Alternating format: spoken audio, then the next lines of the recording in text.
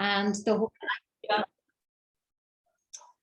whole idea of the project was to bring the very relevant Buddhist teachings to contemporary audiences in a secular, scientific, and creative framework. And towards this, we've been organizing many different workshops, as well as study groups, interviews, teachings, which are transdisciplinary in nature. We're interested in the intersection of non-duality with activism, with ecological sustainability, queer feminism, and disability studies. So our focus is on providing a safe space, especially also for women practitioners or people who identify with alternative sexuality and gender orientations. But of course, the space is also open for everyone. So today I am very delighted to welcome a Venerable Ven Jamyang. Thank you so much for agreeing to do these teachings for Sisters in Spirit. And I would like to take a few moments to introduce you, Venerable. Just in terms of housekeeping, there is also Nivedita Arora here, who has been a steadfast volunteer for SIS. So Nivita will be taking care of any back-end issues. If you have any problems, technical problems, you can directly chat with Nivita. And Venerable is originally from Netherlands and came in contact with Buddhism in 1997 at the Tushita Meditation Center in Dharamsala, which is very well known. And soon she realized that she has a very deep connection both to Buddhist teachings as well as Lama Zopa Rinpoche, who's the spiritual head of the FPMT organizations, of which Tushita Dharamsala is a part of. And over the next few years, Venerable did several retreats and eventually took ordination as a nun in the Tibetan Buddhist tradition in the year 2000 at the famous Kopan Monastery in Nepal. Venerable has completed very extensive studies in Buddhist philosophy, including the 5-year basic program and the 7-year master's program. And I can tell you that this is a very sophisticated, very detailed study of the Buddhist philosophy and its practices. And Venerable not only did that, but also completed all the accompanying retreat requirements. And while she was doing all these studies, between 2007 and 2009, she worked as the spiritual program coordinator of the Buddha House in Adelaide. And she's currently teaching many students all over the world, but especially in India, in New Zealand, and in Australia. I myself have had the privilege of attending her teachings, and you will see from Venerable's style of teaching that they're very experiential. She's very warm, very kind. You really feel this deep sense of as if you're really held and cradled. Apart from that, Venerable has been painting thangkas for 20 years. You can go on her website or other social media channels to see her paintings. And Venerable also does healing practice on the energy body healing. So I'm so happy that Venerable, you agreed to do this very basic beginners workshop on introduction to Buddhist meditation. And I hope it will be of great benefit to beginners as well as people who are established in their practice. And with that, I hand over to Venerable Ven Jamyang. Thank you so much, Venerable, for doing this teaching. Thank you. We pray for your long life and obstacle-free, and may all your wishes be met spontaneously. Thank you. Thank you very much. Thank you. Thank you for that very kind introduction. I got a little bit shy and then I get scared that maybe, maybe you're going to have expectations, and I hope I can fulfill them, as far as you have them. Thank you everyone for coming. We have 3 days that we can talk about what meditation is, what Buddhist meditation is, and how we can start setting up our own practice. That is a little bit my goal, that I give you some tools that you can start meditating with. So we have 3 evenings of 1.5 hours each. And I see that my light is going up and down. Is that just me seeing that, or is that everyone seeing that? Sometimes they get dark and sometimes they get light. Is that true? Now I'm light. Anyway, let's see what happens. I'm not changing anything. To me. Okay, all right. Yeah, it looks fine. So we have 3 evenings of each 1.5 hours. And I thought that in the first 45 minutes, we have time and space for explanation, for teaching, and maybe also some small questions coming up in the teachings. Maybe in that time, we already do a little bit of practice together. And then after that, we'll do some question and answer. And then after that, we do the meditation together. If you have questions coming up, which are very urgent, feel free to put them in the chat. And if they come by, I'll have a look at them, and maybe I just add that to the information that I'm giving you.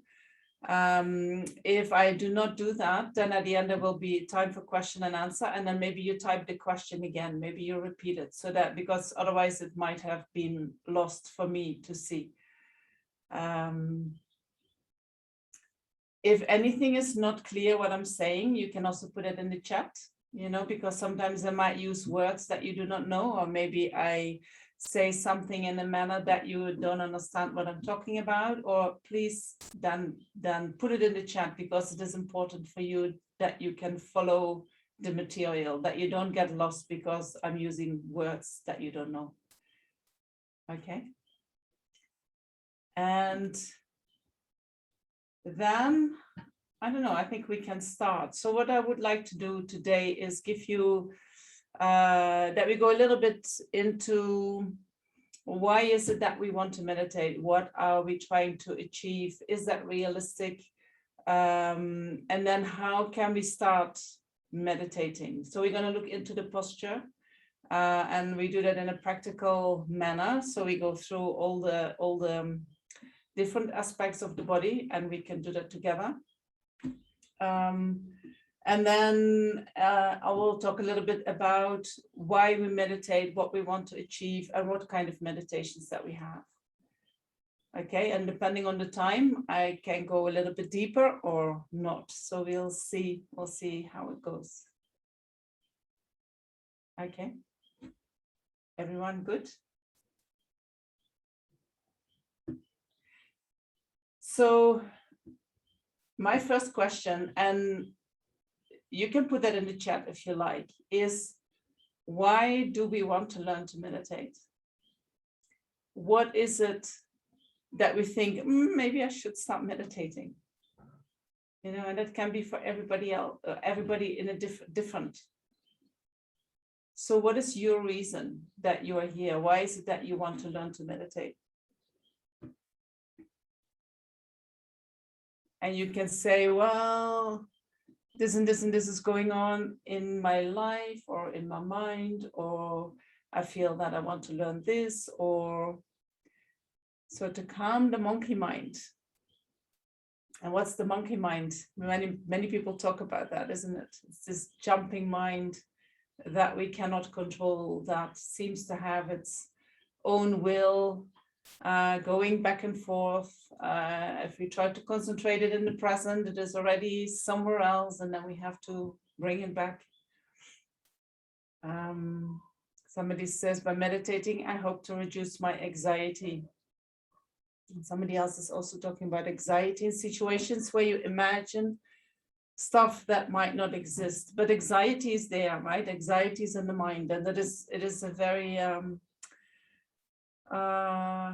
it's very unpleasant when that is in the mind. It is physically unpleasant, it is mentally unpleasant, and we are not our best self when anxiety is in the mind, right? We are stressed. To make the mind free of thought, just get only important thoughts. Wouldn't that be wonderful if that could happen? I will come back to that, making the mind free of thought. Yes, the jumping thoughts, break from the hectic lifestyle. So at the moment, our lives are very stressed, I think, you know. We need to do more. We have to produce more in shorter periods of time for less money. We have to maybe cross longer distances to get to the work. Maybe we have to, you know, some people might be working from home. You have your kids at home, you have to take care of them as well. There can be a lot of stress in life, and some people, they have many jobs, you know. They're not only working outside, they're mothers, they're housewives, they are daughters-in-law, they are, you know, and all the jobs that come with that, they have to take care of that. And so then the mind runs from here to there, from here to there, and then it's very difficult to get to your own strength and your own power and your own to really get centered in yourself. Somebody says, I want to learn to be closer to the self. I would call that, I would feel more connected to what I feel is the self. I want to be more connected to my essence. It's your time with self, which is very important, that we share time and nourish that self that we feel that exists. Meditation can help to get clarity, to reduce thought on how others perceive me. Instead, I need to have clear perception of myself in a better light. Yeah, if we, you know, being worried about what other people think about you, that is often a result of our upbringing, a result of our conditioning that we had early in life.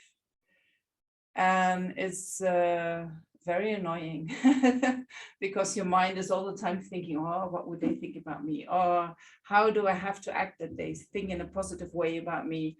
Or you worry that people start talking behind your back, or you worry they're going to judge you, or you're worried, you know, it is, and in actuality, we cannot do anything about what people think about us, you know, and I'm sure that you know that.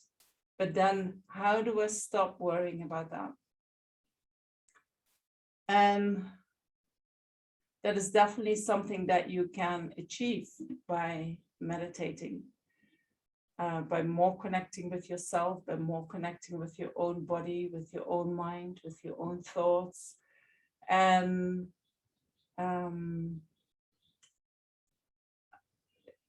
I do think that might take a little while. You know, it doesn't come from today to tomorrow. It is an ongoing practice.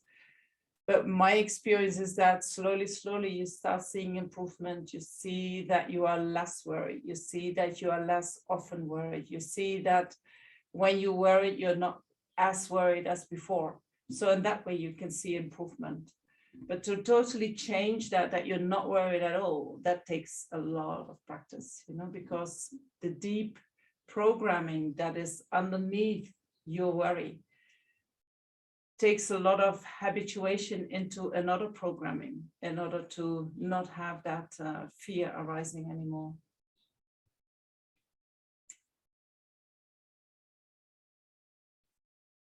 And so that worry is especially in professional situations where you take everything personally and emotionally.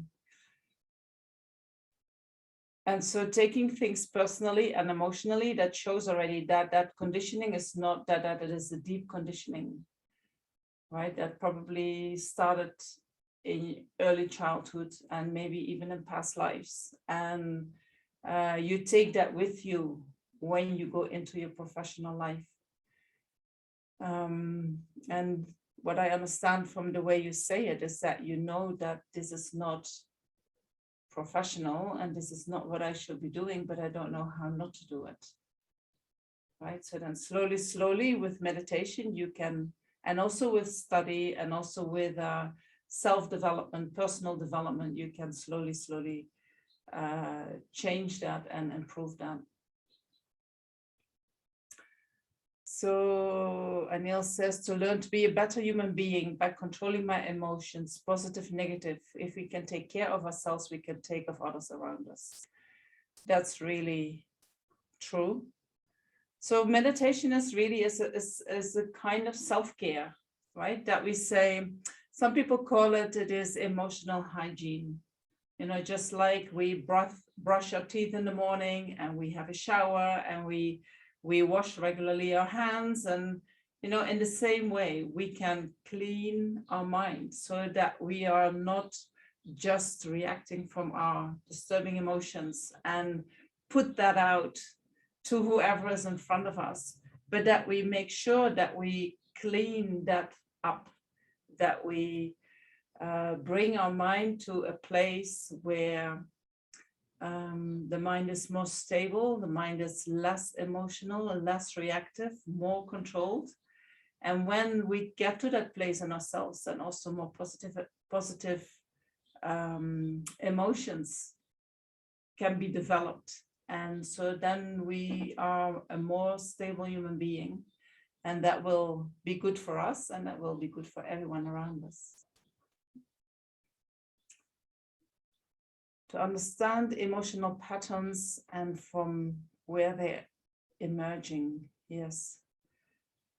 So when we go and look into emotional patterns, we go quite to a subtle level, right? If I remember when I started meditating, which was in that's quite long ago. That's more than 30 years ago. I didn't really understand what was going on in my mind.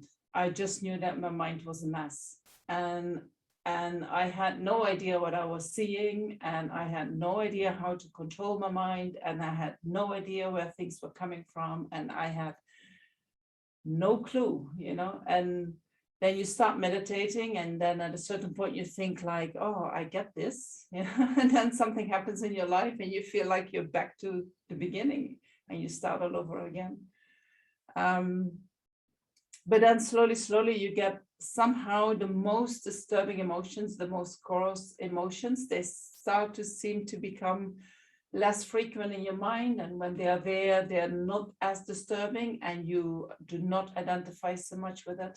And then you can start seeing the more subtle levels of the mind. And then from these subtle levels of the mind, you can start seeing these emotional patterns that we are having, the way that we react. So, and also there, I think there are many levels of subtlety. We go more subtle, more subtle, more subtle. And sometimes you think, yes, I got that. Yes, I see that. Yes, I know now how to change it. Yes, I won't do this anymore. And you practice that for a while. And then after a couple of months or half a year, suddenly something similar starts to happen again. And you think, how is that possible? I thought I did that. I thought I got that, you know, but then you have to go to a more subtle level and familiarize there again with a different way of being, with a different way of thinking, with a different way of reacting. And then slowly, the mind becomes less controlled by your disturbing emotions. So there will be more space for wisdom, for compassion, for stability. So when we meditate, what we are doing is we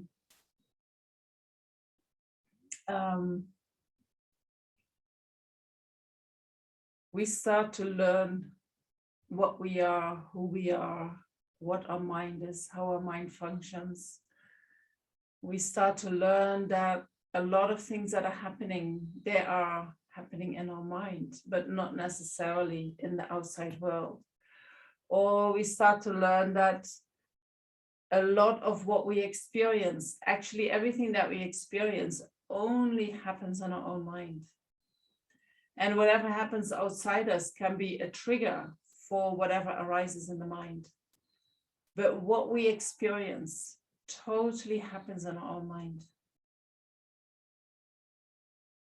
Right? What we do, one of the problems that we have is that we Often we believe that what is in our mind is actually coming from outside. Have you ever noticed that? That you believe in a story, and at a certain time, at a certain moment, you find out, oh, actually nothing is true of this story. The story doesn't exist in the world. It only exists in my mind. Yeah, I saw that very well when I did one time a 1 month retreat in Bodh Gaya, and it was called Vipassana Mahamudra retreat, I think, or Mahayana Vipassana. I'm not sure. But what we were doing the whole day. We had walking meditation and sitting meditations, half an hour walking, half an hour sitting, 10 minutes rest, half an hour walking, half an hour sitting. And so we did that the whole day from early morning to late at night for a whole month. And so especially with the sitting meditations, you know, I had these fantasies coming up, these stories going on in my mind. And somehow I believed that they were going to happen in real time. And then when they didn't happen, the next day I would slightly change the story. Maybe this is going to happen.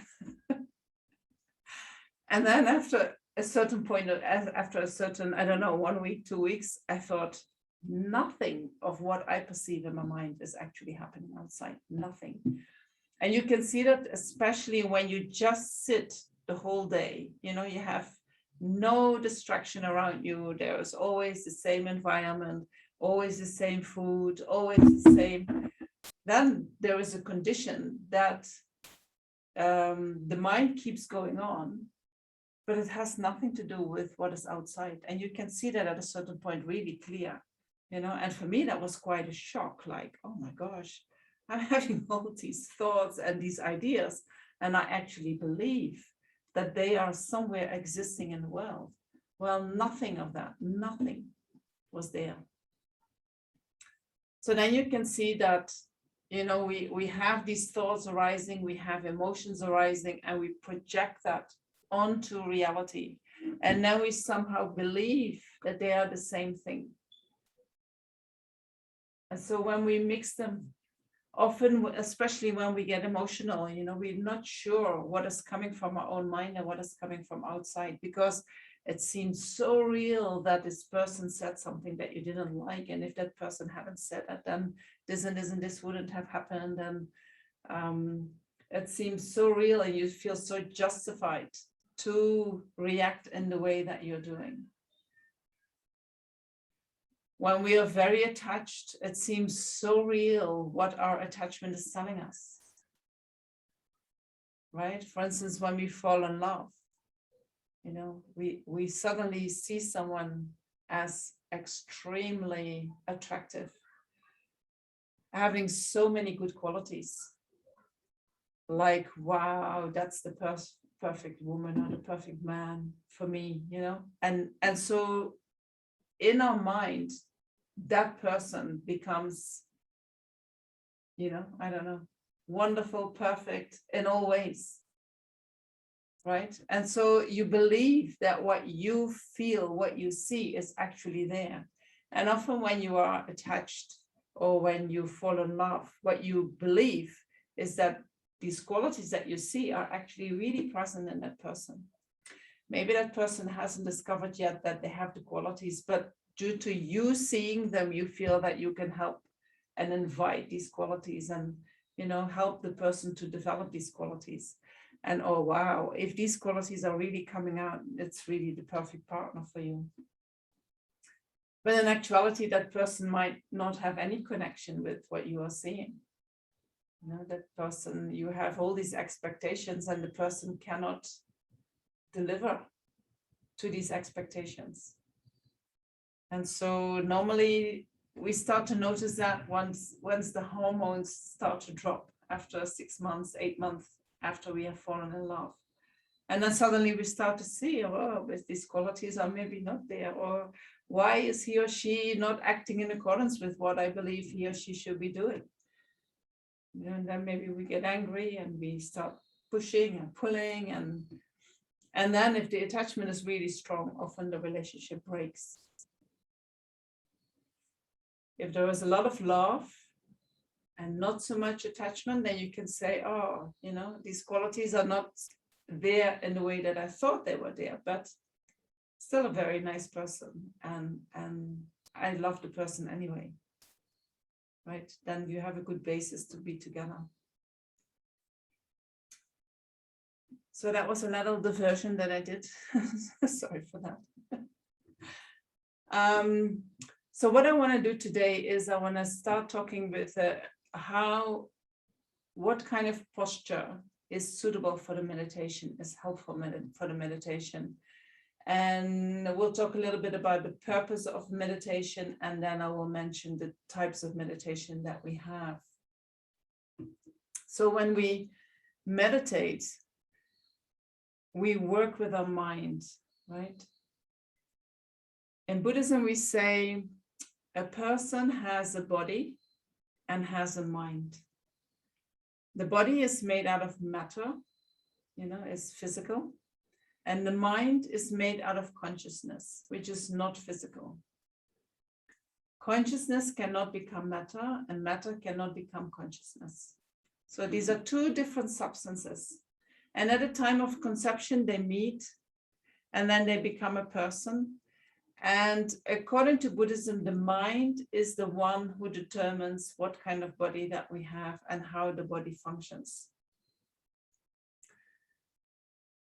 And I would have to say, you know, the mind determines what body that we take. And of course, we can develop certain things in our life on a physical level that we cannot change by changing our mind. You know, for instance, if you have, if you inherit certain conditions from your mom or your dad, it is very much connected to your mind, in the sense that you took that body, or your mind, due to some disposition in your mind, you took that body. But then it can be that once you have the body, there is not much you can do to change that situation, except manage it as much as you can, or to the best of your ability. Right, so we have a body and a mind. And this body and the mind, they meet and they work. They don't work together necessarily, they influence each other. And we know that when, you know, when the body is not happy, when we are in pain, when the body is stiff, it has an influence on the mind. When we experience a lot of pain, the mind gets agitated. In the same way, the mind influences the body. So when the mind is very disturbed, we can feel it in the body. When the mind is very stressed, you know, we know many problems can come from stress, high blood pressure, heart attacks. In science, they know very well that a lot of physical problems are actually related to stress, not a body that is under the influence of your disturbing emotions.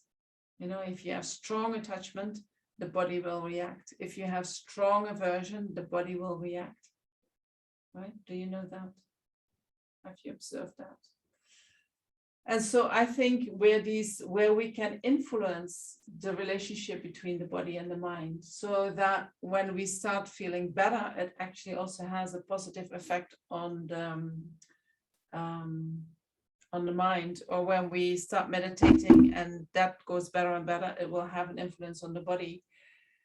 That is on the more subtle level. It's not on the coarse level of the coarse body, which is the physical body, and coarse mind, which is the mind that is constantly engaging with sense objects.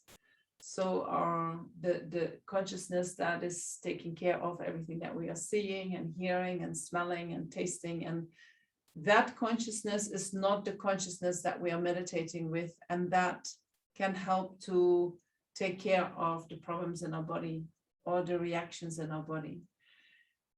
Where we want to meditate is more on a subtle level, more subtle, where the consciousness that is engrossed with sense objects is not working. So when we meditate, we close our eyes so that we don't see anything. We try to not be distracted by whatever we are hearing. We yeah, these are the main things in the beginning. For instance, if you are wearing clothes that are agitating your body, you know that you cannot meditate. You need to wear something that is pleasant so that the mind calms down. And so when the coarse mind starts to calm down, there's going to be space for the more subtle mind. And when there is space for the more subtle mind and you can connect with that mind, then slowly we can also feel that we make a connection with the body. And that in that subtle mind, body and mind can work as a team together. And so then everything what we're doing with the mind has an influence on the body. And then when we come out of that meditation, the way that we react to whatever we see and hear, you know, on the course level, will start to change slowly, slowly. So with the meditation, we want to go there. So because we meditate with our mind, and because we're looking for a way that we also can connect with the body, I believe, for me, meditation has nothing to do with religion, right? We all have a mind, we all have a body, so we can all meditate. What meditation is about is, how do I take care of my mind? How do I take care of my body? Right? And that is for everyone the same, in that we all have a mind that works in a similar way. We all have a body that works in a similar way. And within that similarity, we are all different. But at the same time, we can learn techniques that are very universal. So a lot of the meditation techniques that we find in Buddhism, we can also find them in traditions of non-Buddhist practitioners, like in Hinduism, but also in Jainism, also in, I don't know, maybe the contemplations of the Christian people, but also in, you know, there are people who meditate spontaneously. They have the same mind, they do the similar things. Yeah, and somebody mentions that His Holiness doesn't preach religion, but preaches human values. You know, that's true. So, because His Holiness also likes to connect with everyone and makes it available for everyone, and then says, you know, these are the Buddhist techniques. If there is anything that works for you, use it. If there are things that don't work for you, just leave it. You know, but the main thing is that in Buddhism, there are very valuable techniques that can help us to develop our mind and to get control in our mind or over our mind. And so we have access to that. So I prefer to talk just about the mind, not about Buddhism. This is where the difference is with Buddhist meditation is when we go into philosophy and the way how Buddhism thinks about the nature of reality. That is very specific for Buddhism, which is very different from Hinduism, which is very different from other religions. So when you start speaking about the nature of reality and investing the nature of reality, there Buddhism is very specific and gives you a tool that you cannot find in other religions. But at the same time, you know, you work with your mind, and the mind is non-religious. Right? So you can use that even if you are not a Buddhist and do not believe in Buddha, and you do not have to believe in anything. So what is meditation? Meditation literally means habituating. So you habituate your mind to a different way of thinking. You habituate your mind to a different, eventually you want to go to a different way of reacting, or you habituate your mind to not react, but to more act.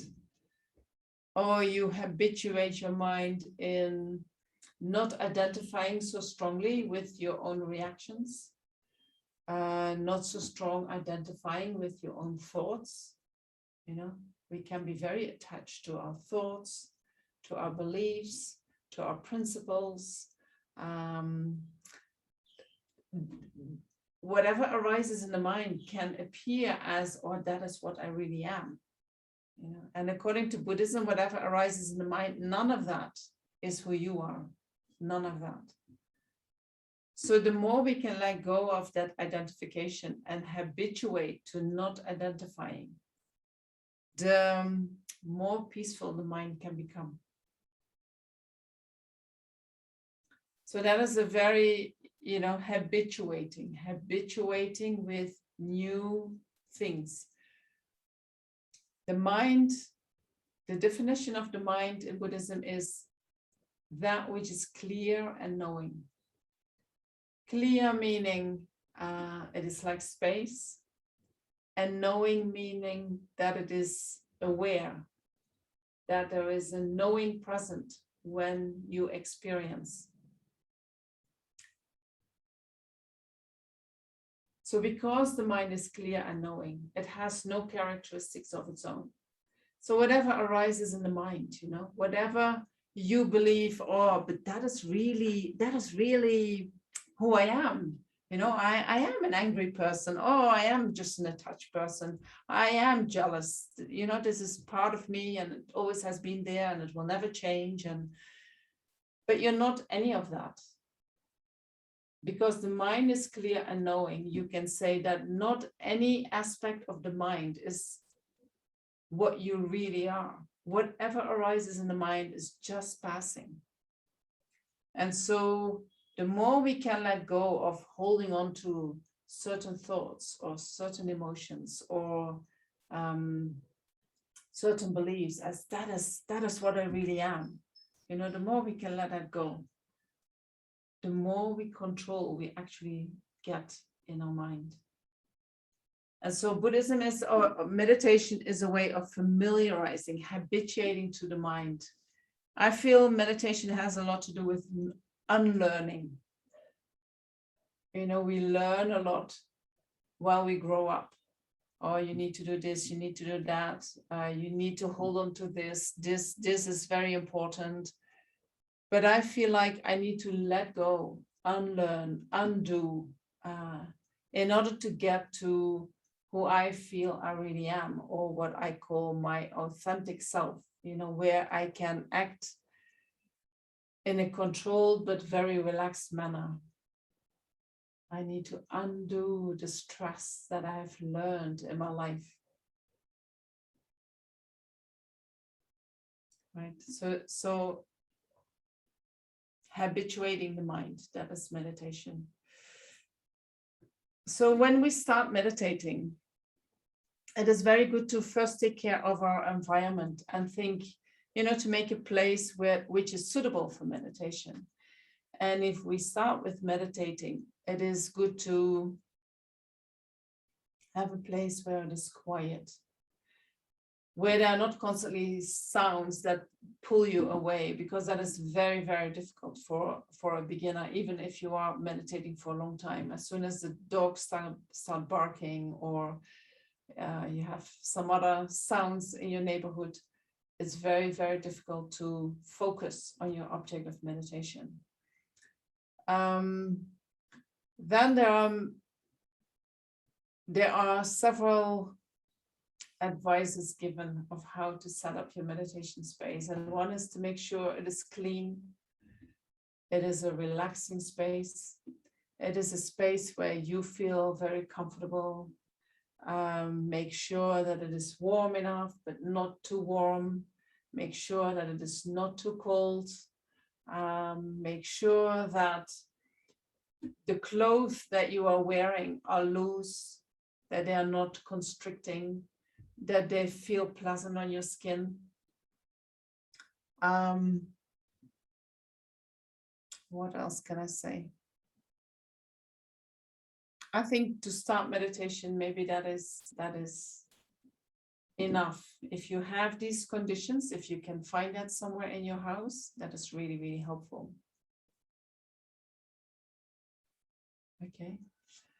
And then when you have done all that, you have cleaned your room, you have set up a nice space where you can do your meditation, you make sure that we need to find the right posture, right? And this right posture can for everybody be different.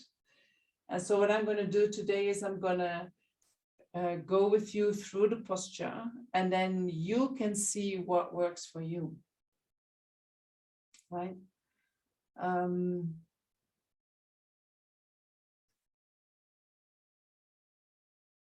The meditation posture, some people, they prefer to sit on a chair.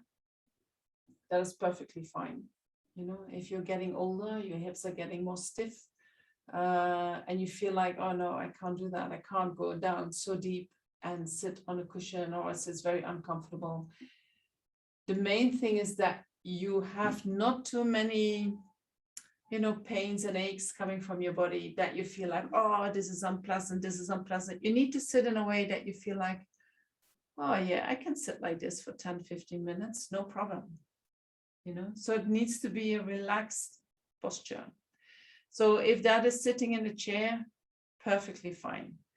The only thing that is, I think, is important when you meditate is that you have your feet flat on the ground, you know, that you have a good, that the energy is grounded, that you don't have your legs crossed or any of that. You just put your feet both on the ground. So meditating on a meditation cushion, I'm going to sit down and I'll take the computer down and we'll go through the posture together, and I show you, you know, so that you know where to adjust. All right. I feel personally that, you know, setting up your own posture is the beginning of the meditation. And that is every time different, because we are different. Right? I go through experiences during the day, then I want to do a meditation. I'm different than yesterday. So I start my meditation by going through all the points of the posture. And I do that every time again. And by doing that, I'm tuning into, where am I today? Where is my mind today? What feels as the right posture today? You know, that is never the same.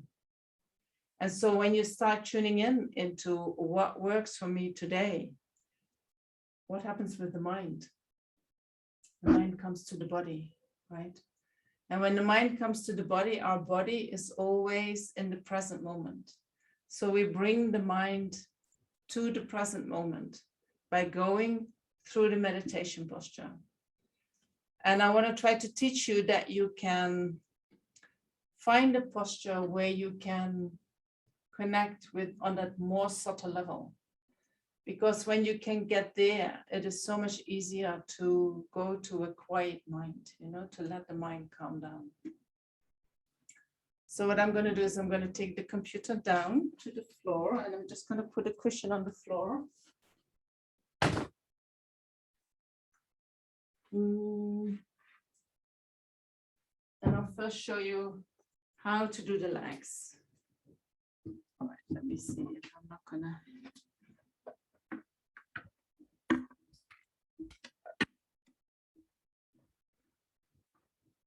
Let me see if that works. So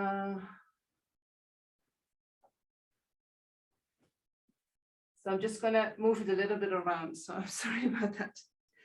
So with the legs, there is the instruction that the best meditation posture for the legs is full lotus position, where you put one foot, and I can't show you because I'm wearing my robes, but you put your right foot on top of your left thigh. And and then if you can, you put your right foot on your left thigh.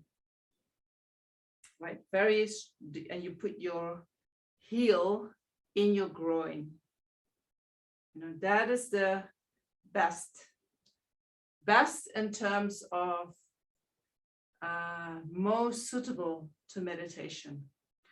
But if it hurts too much, it's for us not the best, right?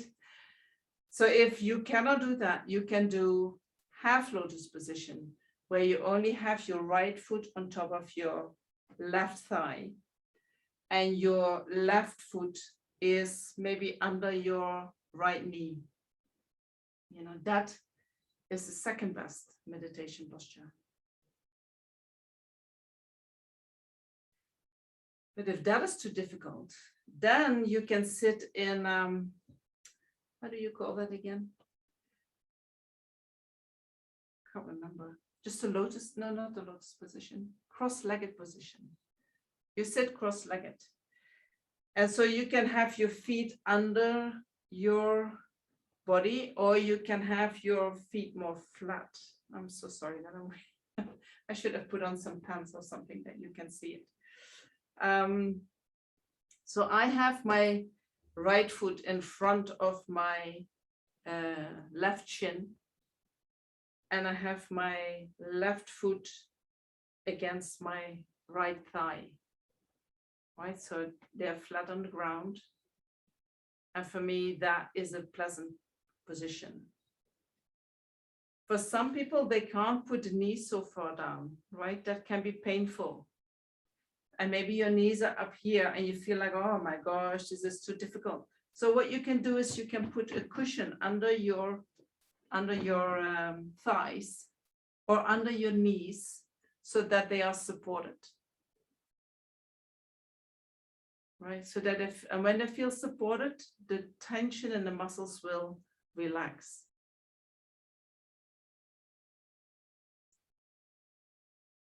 And so whether you have your feet flat on the ground or whether you put them under like this, you know, that you find out what is most pleasant for you, what works best for you.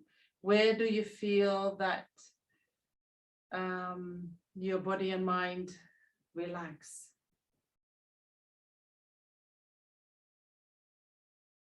All right. So that is about the legs. And then I'm going to show you your back. And I'm going to move my cushion around.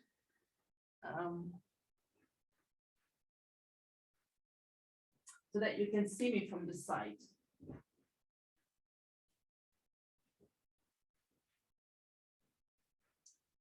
I thought I practiced this before and I thought you can see more of me, but you can't. I'm very sorry about that. But you can see my bum here, right? And my hips. And I'm sitting on two cushions. And what I do is I need to somehow support the bones in the buttocks, you know, there needs to be support. If I take the cushions away, just see what happens, you know, see what happens with my back. And then if I want to sit straight, I have to put a lot of effort. And it's very unpleasant, you know. So I need to put something under my bum, because when I do that, automatically my pelvis rolls forward. And when my pelvis rolls forward, my back straightens up naturally. Can you see that? When the back straightens up, let me try to put this a little bit more like that. Oops.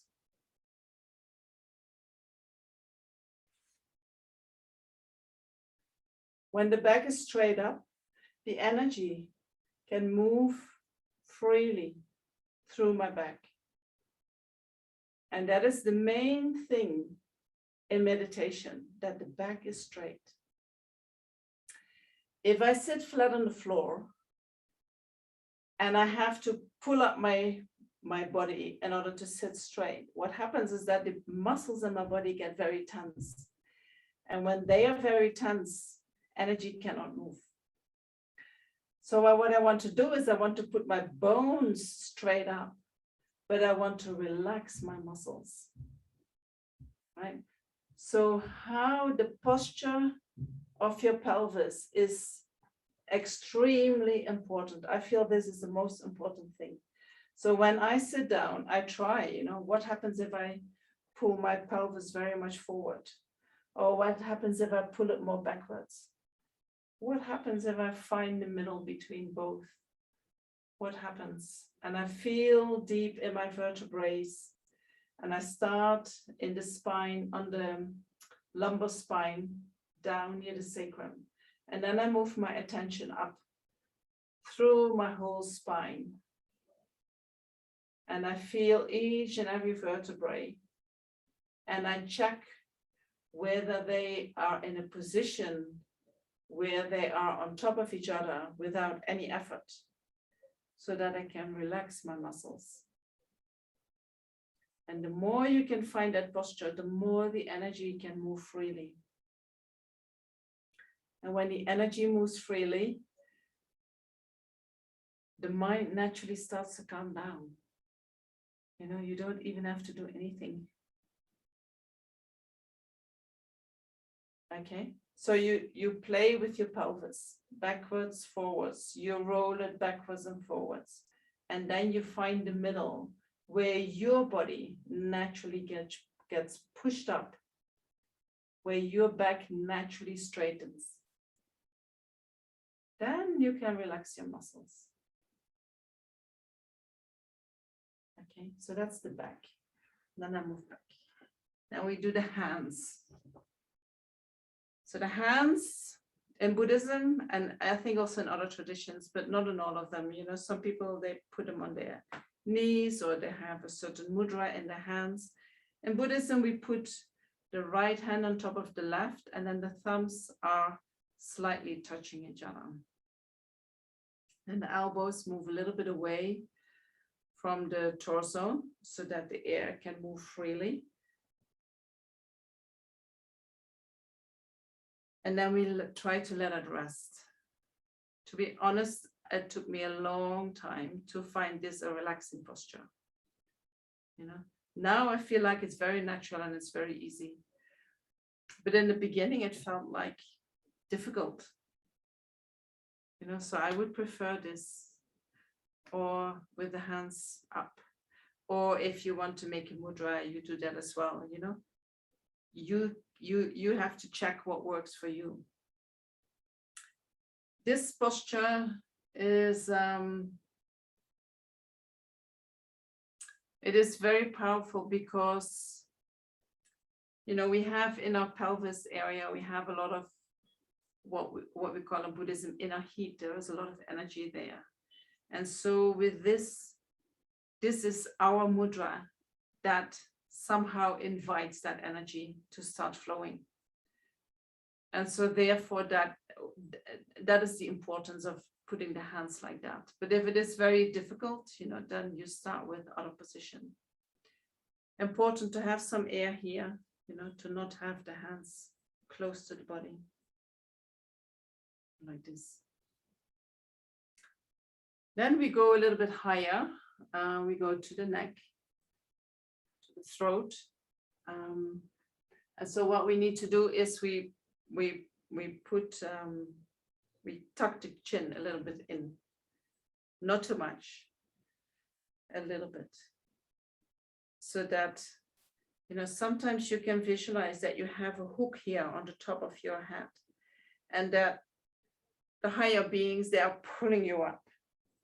And so when they pull you up, your chin naturally tucks in, and also your back straightens up. But very subtle, you know, if you do like this, if you have your neck like this, they say that your mind very easily gets distracted. When you have your chin tucked in too much, you can fall asleep. So again, it is like, where is that middle of chucking in a little bit, not too much, so that I wake up my mind, so that I don't fall asleep, but I'm also not distracted. So you can play with that, right? Where is my point where I feel that the mind starts to calm down, but it doesn't fall asleep? And then we have the jaws, and often we have so much tension in our jaws, right? Because we hold on to there. So you need to try to relax the jaws. Be aware of that. And then you put your tongue at the back of your teeth. You touch your palate just behind your upper teeth. And so you just put it there and then you leave it alone. When you do that, the saliva production is not activated.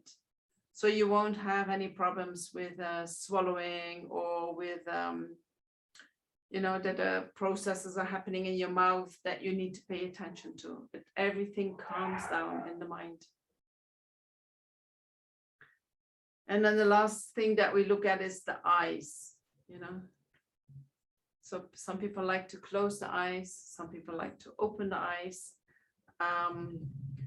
In Buddhism, we say you do half closed, half opened. If you close your eyes too much, you fall asleep. If you open your eyes too much, you get distracted. Right? So we close them lightly, but we allow some light to come in that keeps us awake. And again, there you can play, So when you go through your body and when you go through all these points of the body, there is some kind of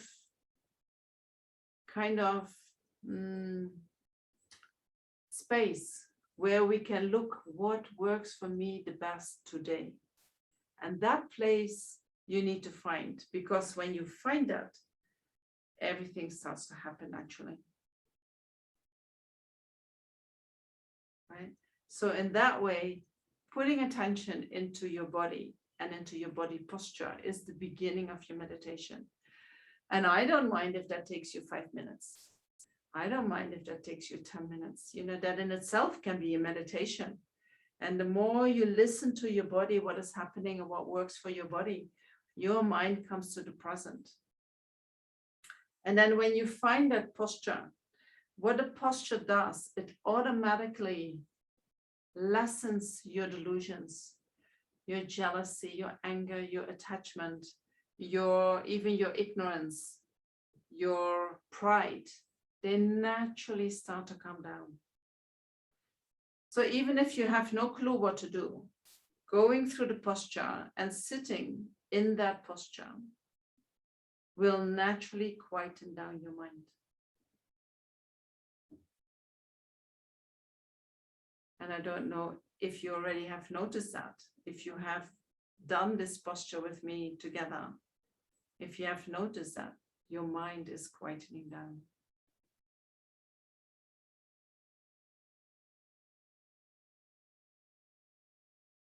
Right? So that is the beginning of the meditation. Then I put my computer back.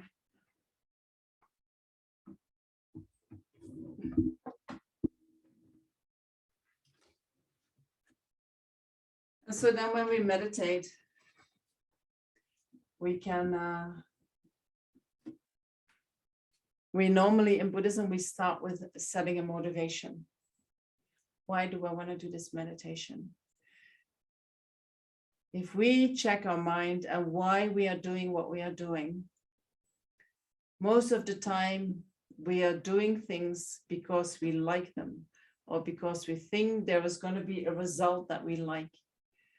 And we move away from things that we do not like.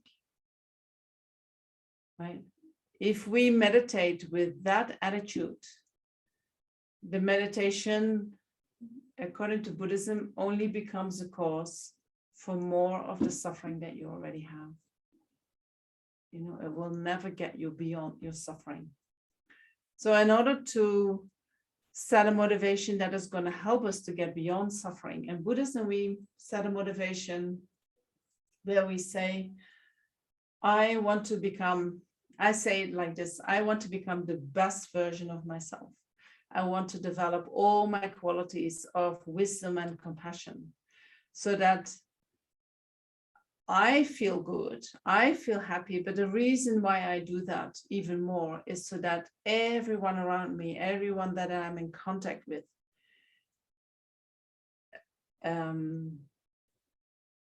so that I can be of benefit to them, so that when they meet with me, that they somehow experience some benefit, that if they need advice, that I can give that somehow in a way that it benefits them. Even if they just see me and they see me in way with that my mind is calm, that my body is calm, that might already inspire sentient beings in order to do the same. So the motivation is not just for my own pleasure, not just for my own well-being, not even just for this life. In Buddhism, we try to make the motivation very, very wide and broad, and we include all sentient beings, and we include all our potential for any quality that exists. Right? So that is the motivation. When we do that, we create a lot of merit with our motivation. Then we do the meditation, and we'll practice some meditation later today. And then at the end of the meditation, we dedicate. We say, well, I collected so much positive energy, or I can say I collected so much merit. I'm gonna dedicate that towards a certain purpose. If I don't do that, they say it is like you have done a lot of work in your house, and then you leave with the door open, and any thief can come in and take whatever they want. So dedication is a kind of sealing all the merit that you generated in your practice. And so you can dedicate to the happiness and well-being of all sentient beings, something like that. Not just for my benefit, but whatever positive effect it had, let me share that with everybody else. Let me pass that on to everybody else. Okay, so these are very important: posture, motivation, and then at the end, the dedication. Then what you do in between, you can do whatever you want. There is a lot that we can do. But even if you would just sit and you do nothing, that is already very beneficial. All right. I'm going to give you some time and space to ask a question,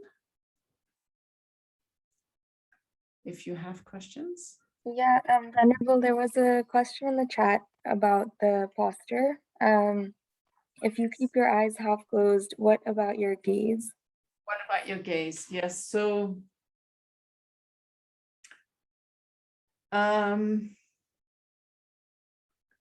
normally I've heard different things. So one thing that I've heard is you put your gaze about 2 meters in front of you to the floor.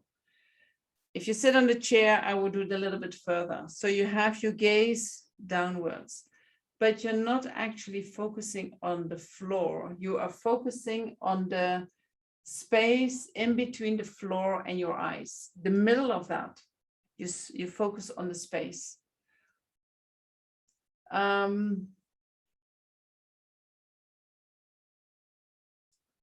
If you have your eyes further closed, you can even close your eyes so far that you don't have a real gaze. You just allow some light to come in. But other than that, it is almost like it is closed.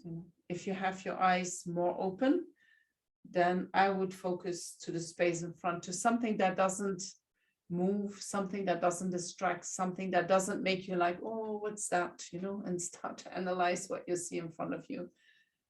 So by focusing on the space in between the floor and your eyes, you take all that away. Space is not really interesting. There's nothing to see there.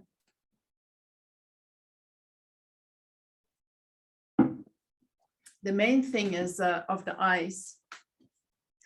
When you open them too much, often the mind gets very distracted, and starts to fly everywhere. The monkey mind gets activated. So you don't want that to happen. You close the mind so far that you feel that starts to calm down. But then if you close too much, the mind can go to sleep, because closing the eyes and sleep is very much connected for us. So that you also don't want to happen. So you have to keep checking what is happening in your mind and adjust how far you open or close your eyes to your mind. Sometimes, when I really close my eyes when I meditate, I'm going to fall asleep in a minute. But sometimes it doesn't matter, especially in the morning. I quite like it to have my eyes closed.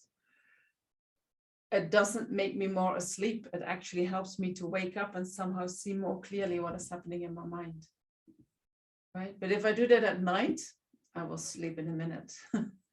So at night, I need to keep my eyes more open.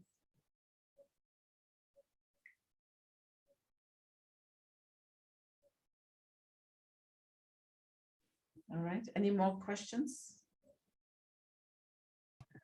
Yeah, anybody can feel free to unmute or put it in the chat if you have any questions.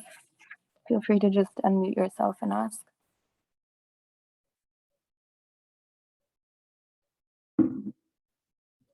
Hi. Good evening. I would just like to know a little bit more about the dedication at the end and the purpose in the beginning. So, if you could just probably give me a little more on that. Okay, why we set a motivation at the beginning and how to dedicate at the end? Yeah, that's right. That's right. So if we, I mean, that's I can go very deep into the philosophy, and I don't have the time for that to do that right now, but I'll try to make it clear. If we do not set a motivation, you can say, what motivates us? When we don't put any awareness towards motivation, what motivates us is we do what we like, we do what we think makes us happy, and we move away from what we don't like or what we think doesn't make us happy. True? True. Where was it? Yeah, that's right. I'm sorry, I was on mute. Yes. Oh, yes. Oh, yeah, I see it. So that is what we normally do. In order to do that, you do not need to be aware. That happens automatically. True? Mm-hmm. So there's no awareness, and you just follow your feelings. Ah, this feels good. No, this doesn't feel good. Right? That's what we normally do. So that is functioning on the emotional level. There is no reasoning there. There is no logic there. It is just how we feel, and so you can say, what is wrong with that? What is wrong with that is that when we follow what we like and when we move away from what we don't like, what we are doing is we are creating constant causes for suffering. And to really understand that, I would need much more time to explain that. But when we follow our emotional instinct, we constantly create causes for suffering. And so the main reason why we meditate is because we want to lessen our suffering, because we want to eventually become free of suffering. Right? So how do we become free of suffering? The Buddha says by waking up to your nature, by waking up to a nature that you follow, but which is not your nature. So the reason why we follow what we like and move away from what we don't like is because we are ignorant, because we are kind of asleep, because we are, just doing whatever we are habituated to, but we are not fully present and awake to analyze, is this really the good thing to do? Is this really going to bring me happiness? Is this really bringing me freedom from suffering? But, do you know what I mean? I'm really not sure. So it's just leaving me with a little bit of confusion. So if I get you correctly, are you saying that let's say if my reason of meditation is to get rid of jealousy? I mean, I'm just giving you an example. If the main reason of me meditating today is that I don't want to be jealous of another human being or anybody for that matter. So if I keep that as a motivation for my meditation, is that the right thing to do, or will it again be so why do you want to get rid of your jealousy? See, no, I mean, that was just an example that, I mean, Whatever. Why do you want to get rid of your anger? Why do you want to get rid of your attachment? because when I'm aware, and because I've been meditating for some time now, and I've definitely reaped the benefits.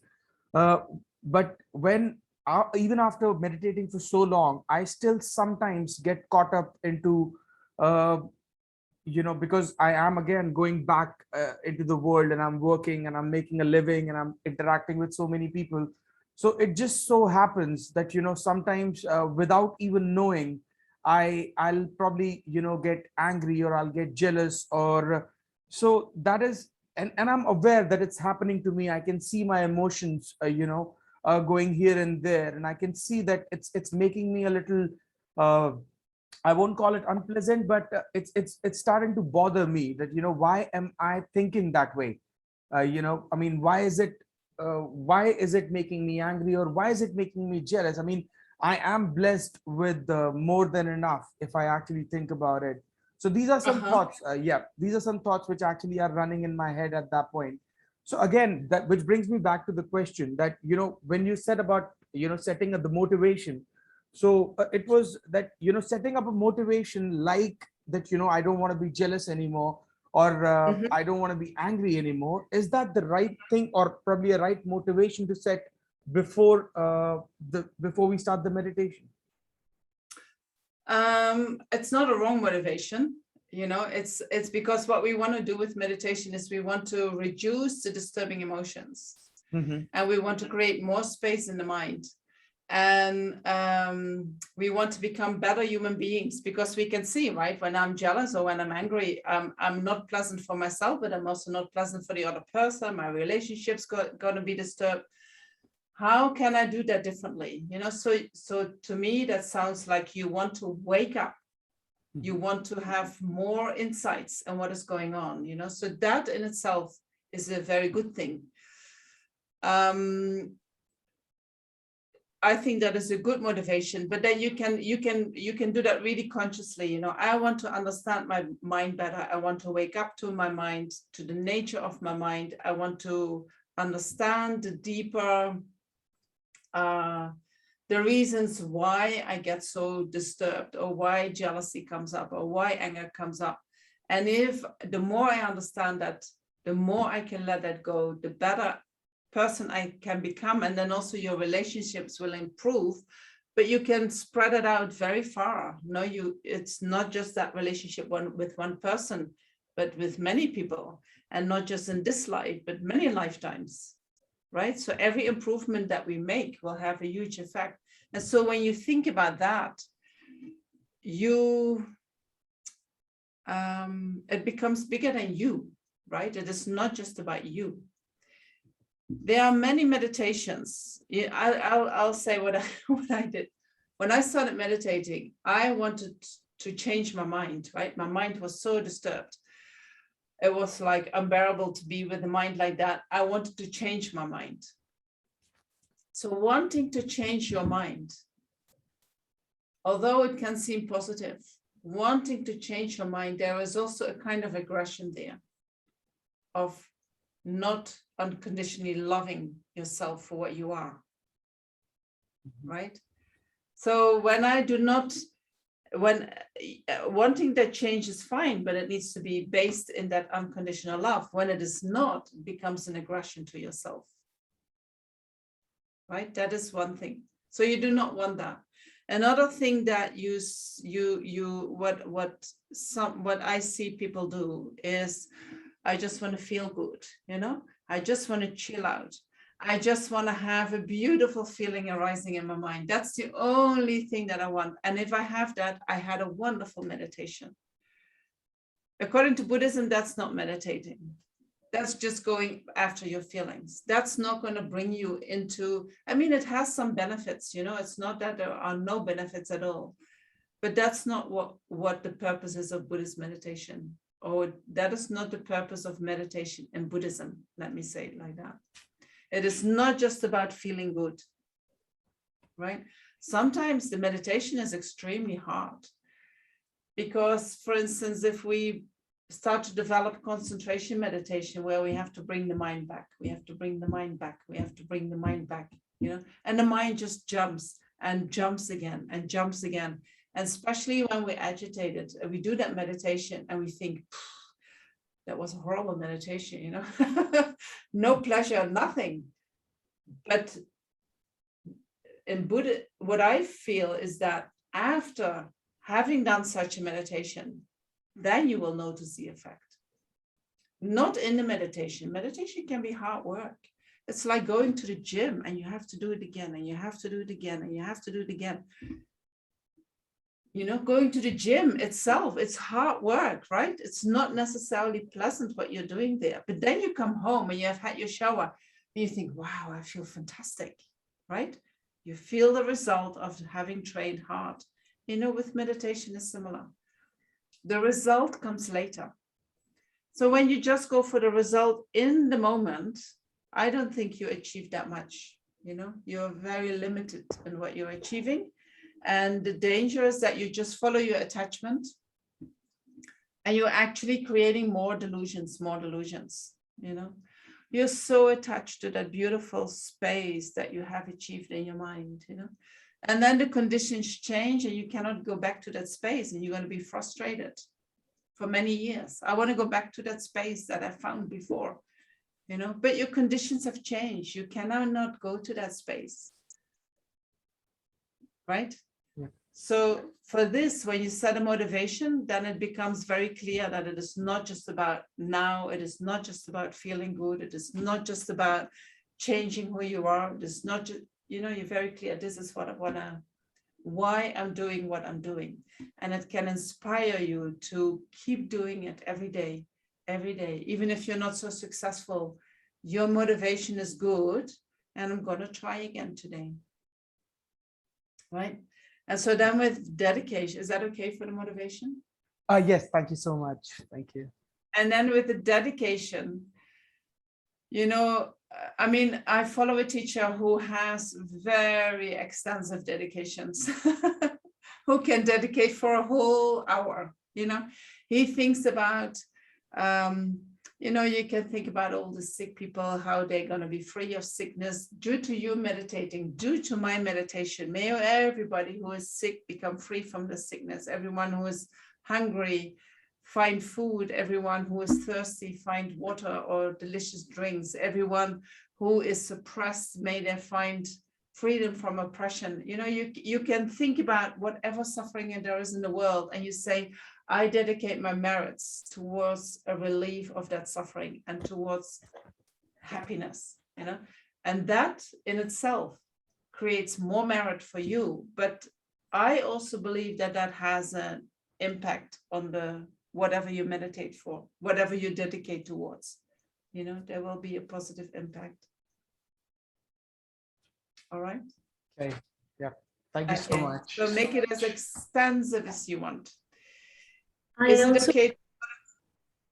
Sorry, I was going to the question. right. Is that all right? Yes, please. Is it okay to meditate without any motivation? So if you don't, so I would say if you, we are always motivated by something. It's not that we are not motivated, right? For every action that we are doing, for every movement that we are doing, there is a motivation, but we might not be aware of that motivation. There is a reason why you meditate, right? You can't say, I have no motivation to meditate, but I meditate. True? Who asked that question? Yes, correct. That's correct. So when we don't put effort in setting a positive motivation, our motivation normally comes from attachment or aversion, which are disturbing emotions, which are causes for suffering. And so, yes, you can do it, you know, but if your purpose is that you want to be free of suffering and that you want to find more control of your mind, setting a motivation is actually very helpful, you know. Okay. But everything is up to you. There's no one who comes and said, oh, you didn't set a motivation. You know, it's It's an advice for practice, and you try how it works for you and what works for you. Okay, thank you. If my motivation, okay, you're welcome. I'll read one more question and then I'll suggest we do a meditation together. All right. Just a nice, and today we're going to do a nice meditation just for you to feel how you can, what kind of potential that we have, you know. So the last question is, if my motivation is more compassion towards myself, is that also me being too attached to feeling good about oneself? Perhaps one can try to be more compassionate in general towards oneself and others.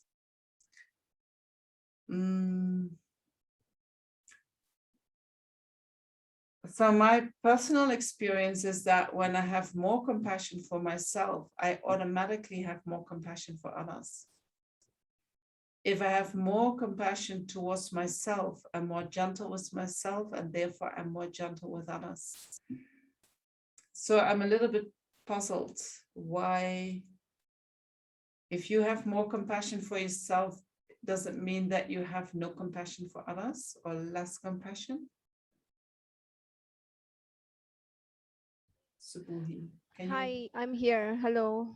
Hi. Sorry, I'm in a dark place, so you won't be able to see my face very well. I see your contrast. Yes. I was just thinking of, like, if one is meditating with this motivation of, like, I want to be more compassionate towards myself. You had said something earlier about sort of trying to make the motivation also not just about you or how you are feeling, but also like extending it, to a kind of a larger, maybe collective, or to the universe or some such. I mean, I'm just trying to figure out how to, word that motivation in a way.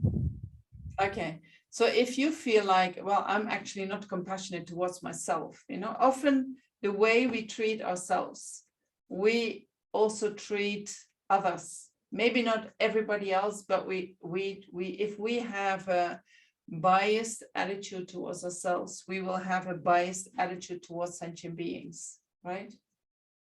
True? True, yes, true? yes. Yeah, Yes. 100%, yeah.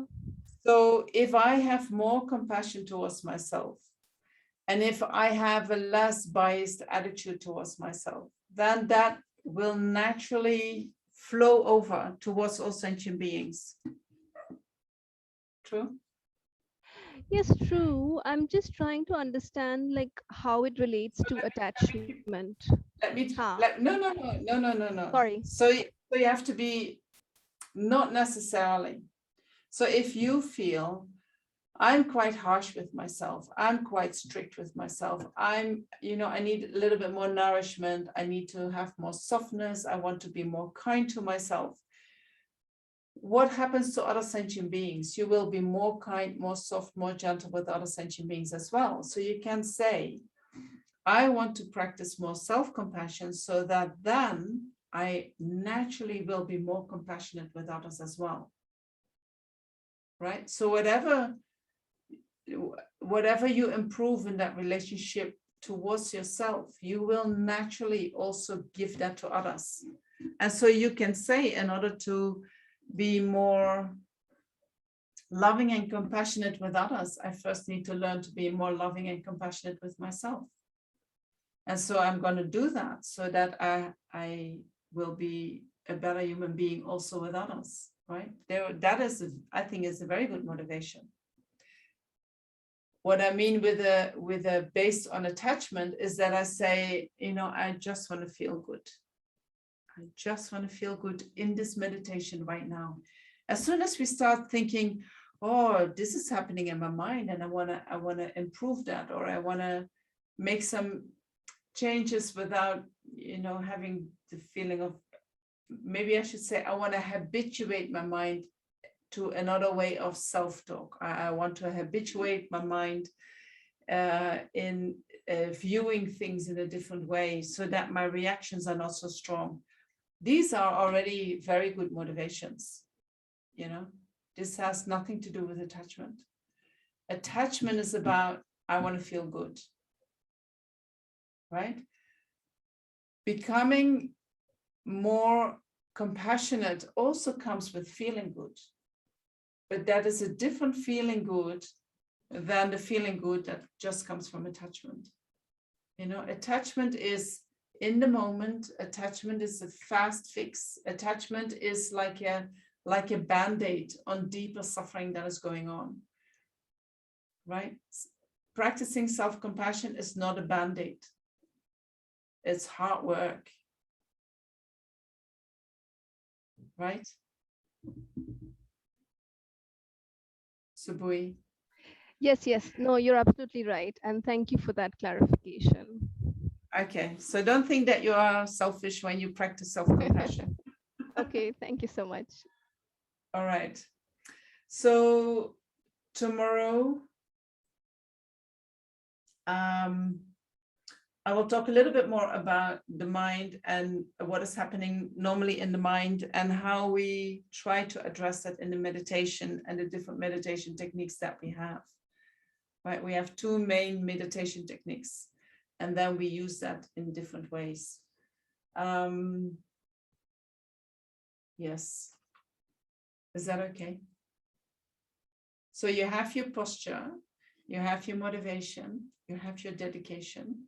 And even if you just sit and you feel your body, you will already feel influence on your mind, you know? And so if you have 5-10 minutes every day that you do that, you will see the shift happening.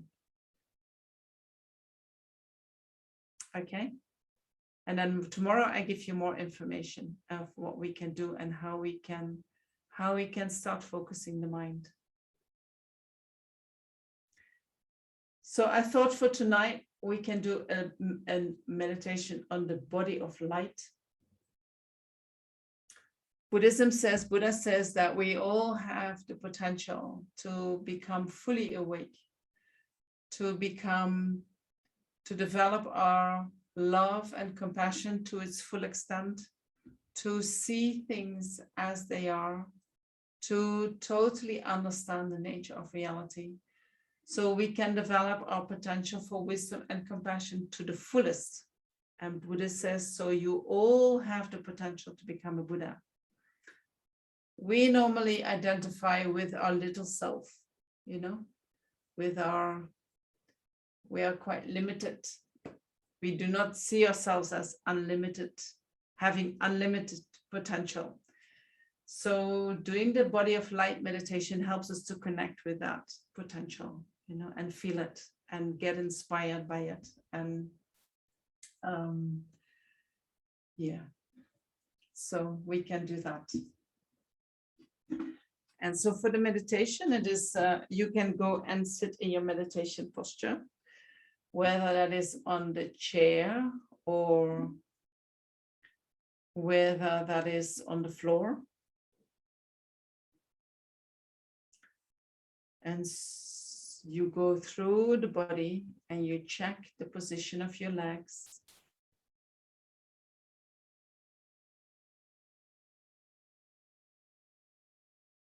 And if you sit on the chair, your feet are on the ground. If you sit on the cushion, you are sitting cross-legged or in full lotus or in half lotus, whatever is comfortable for you.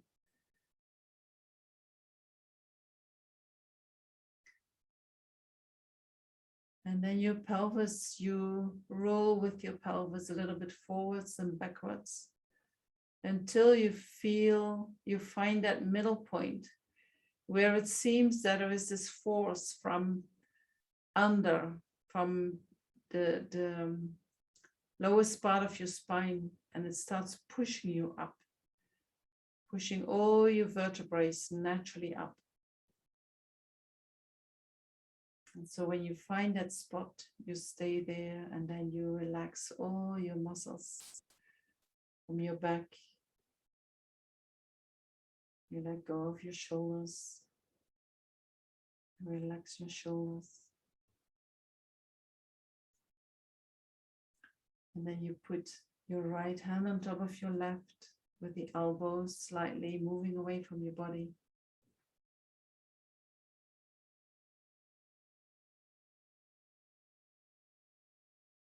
Your head is a little bit bent forward.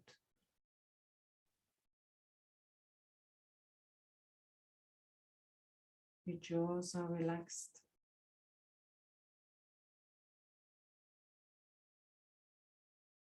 Your tongue is touching the palate just behind the teeth.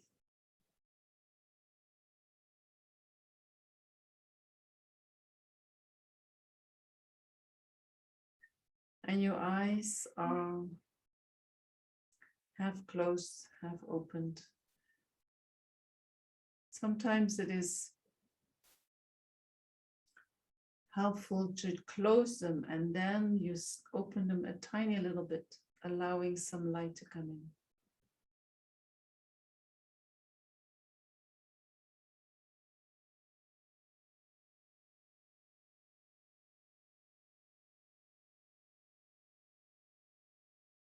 And so when you go through the posture, and you every time you set up the posture in the way that it feels good in this moment, you find that exact middle that works for you today. Then the body and the mind start to work together.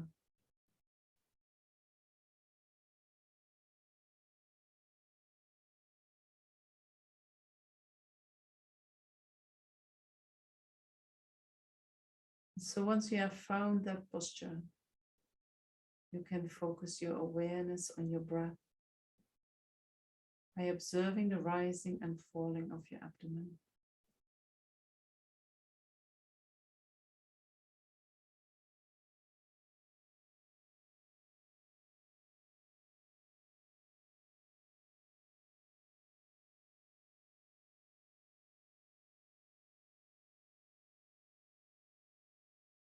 You breathe naturally.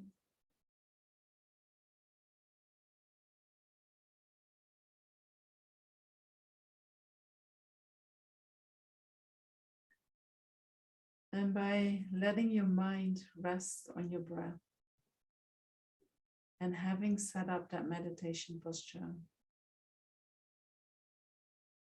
you observe how your mind naturally starts to calm down.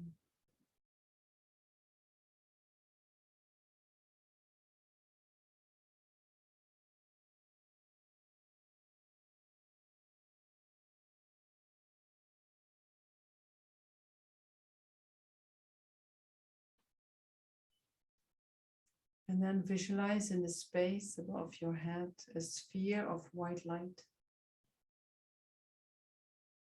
somewhat smaller than the size of your head.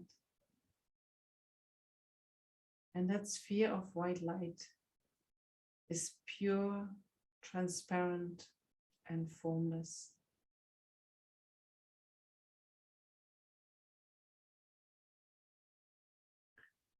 Some people, they easily visualize things, while others, they say, oh, I see nothing.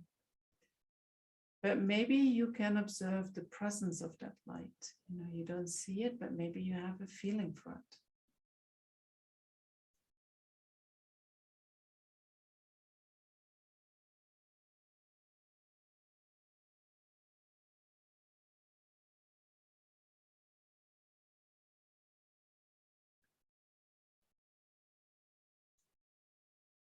And so concentrate your mind on that white light. Don't worry if it doesn't appear sharply. Just feeling or knowing that it is there. That is enough.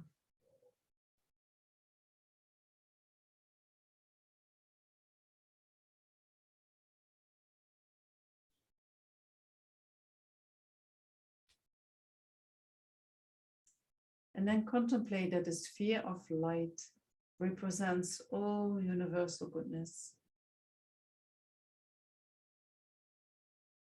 It represents universal love and wisdom. The fulfillment of your highest potential.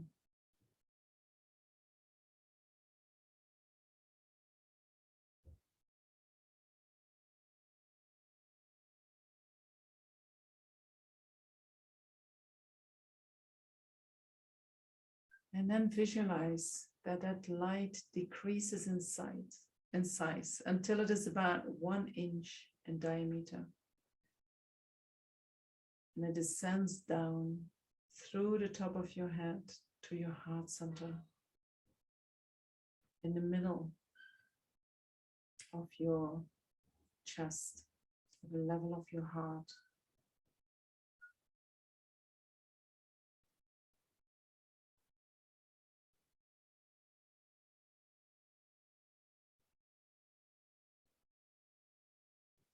And once it has arrived at the center of your heart, it starts to expand again,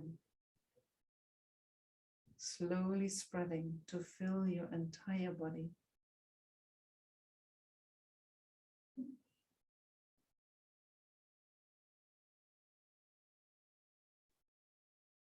And as it expands, all the solid parts in your body start to dissolve. And they become light.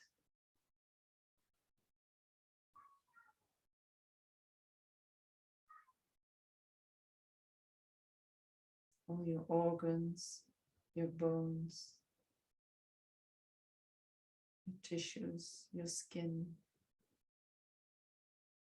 all become pure, formless white light.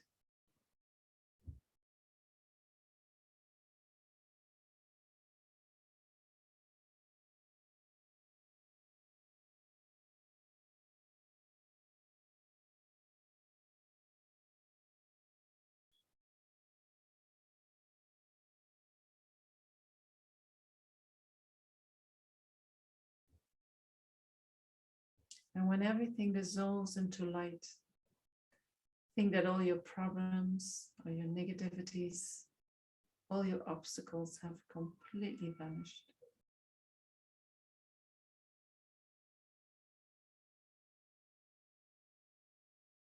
You feel whole.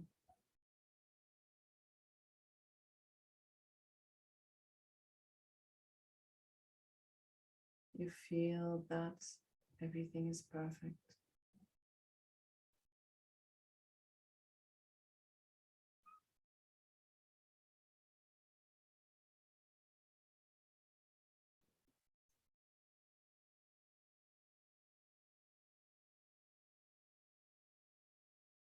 Feel serene and joyful.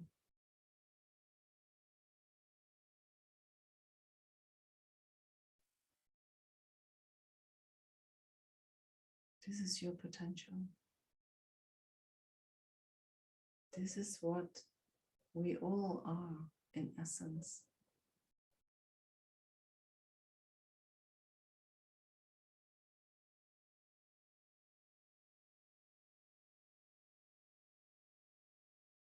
And if thoughts come to your mind and distract you, just let the thoughts dissolve into light as well.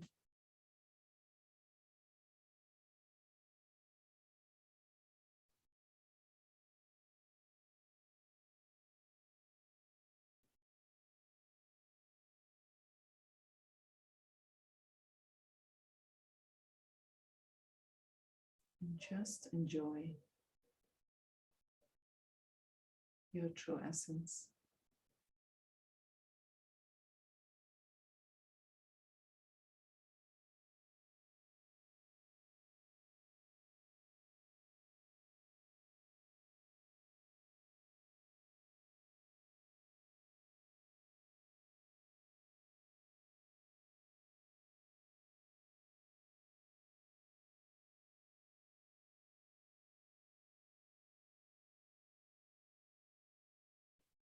And so you can repeat that meditation as much as you want.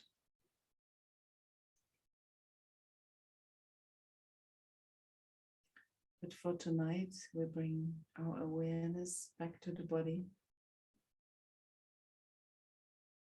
Also, although our essence is that we have this light body, in daily life, we still function in the coarse body.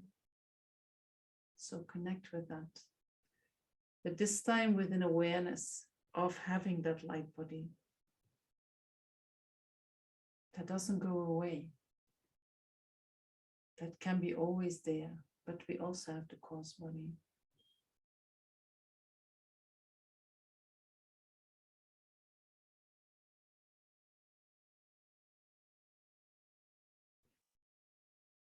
And so you feel your legs and your sitting bones and your back and your arms, your head. And we can dedicate all the merit that we created by doing this meditation towards the happiness and the benefit of all sentient beings, which includes ourselves.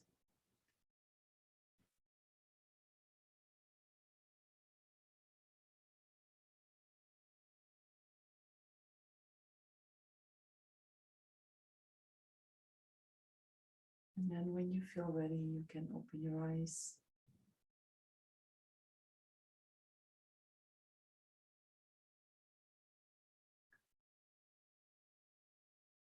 So the purpose of meditation is to become more happy, right? But the happiness of the meditation, how we achieve that happiness is very different from the happiness of attachment. Right? It is not that we're not allowed to be happy. No, the purpose is to be happy. And so when you feel like, wow, this makes me feel fantastic, I want to repeat this, there is no problem in that. Right? Because this is what you really are. This is your true nature. The body of light is your true nature. So meditating on that is a very good thing. If you say, oh, it makes me feel really good, it's a good thing because it will make you feel good, but it will automatically make other people around you also feel good. All right. Thank you very much for being here. I'm sorry that I went Thank on a you little so bit. much, Venerable. Yeah, and thank you so much for, I know we went 13 minutes over. So thank you so much for your time. I know there were a couple other questions. We'll have time tomorrow to take them. So Okay. please just save your questions for tomorrow. And yeah, we'll see you at 6 p.m. India time tomorrow. Okay. Thank you so much. Okay. I'm looking forward to seeing you tomorrow. Okay, thank you so much. Have a good day, everybody.